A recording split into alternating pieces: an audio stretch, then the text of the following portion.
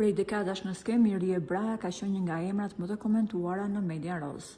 Por, për te performancave të saj artistike, ajo që ka më shumë kuriozitet është jeta private e këngëtares.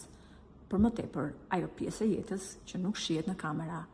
Si rrallëherë, këngëtarja ka zbuluar më shumë për jetën e saj private, duke lënë pa fjalë mira ndjekës.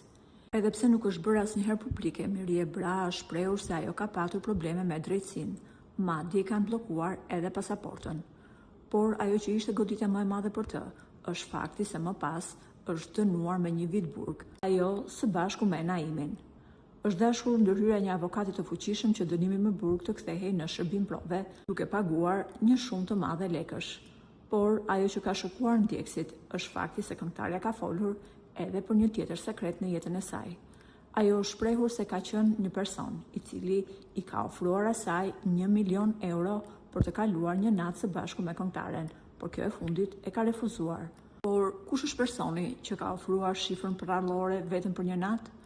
Burimet e afërta pranë këngëtares shprehen se ai është një shqiptar që prej vitesh jeton jashtë. Ai është i njohur në botën e biznesit, sepse merret kryesisht me karburante në Europë, kohë që është bërë aksioner në firmat më të fuqishme të karburanteve edhe në Kosovë.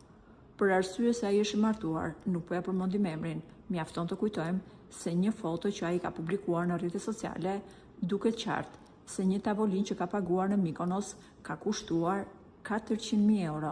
Por ajo që shihet qartë është se oferta që ka bërë Mirie Brahas ka qenë mjaft e lartë. Mund të themi një shifër prallore, ndërkohë që siç u shpreh dhe këngëtarja, ajo e ka refuzuar këtë ofertë.